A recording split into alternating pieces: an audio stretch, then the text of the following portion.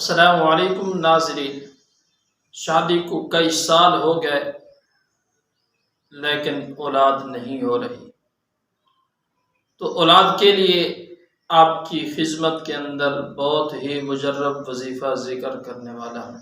تو سامعین، وظیفہ بڑا آسان ہے، اگر آدمی دل سے یقین سے یہ وظیفہ کر لے تو انشاءاللہ اللہ رب العزت ان کو اولاد سے ضرور نوازے گا۔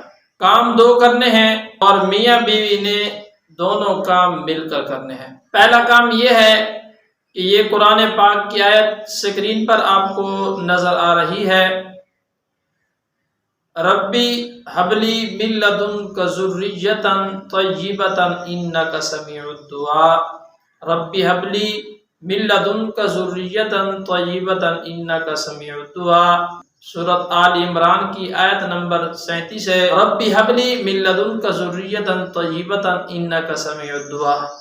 یہ جو آیت ہے، میاں اور بیوی نے جب عورت کو ہر مہینے حیض سے پاک ہو، یعنی ماہواری آتی ہے، جب اس سے پاک ہو جائے تو میاں بیوی نے اس آیت کو ہر نماز کے بعد 41 مرتبہ پڑھنا ہے، اور پاکی کے پہلے 3 دن یا 2 دن اپنی بیوی کے ساتھ ہم بستری کریں، اور اس کا طریقہ یہ ہے کہ اس آیت کو آپ نے 41 مرتبہ، دونوں میاں بیوی 41 مرتبہ اس آیت کو پڑھیں، اور پھر اس کے بعد وظیفہ زوجیت ادا کریں، اور اسی طرح 2-3 رات یہ عمل کریں۔ انشاءاللہ اسی پہلے ہی مہینے کے اندر آپ کو رزلٹ مل جائے گا۔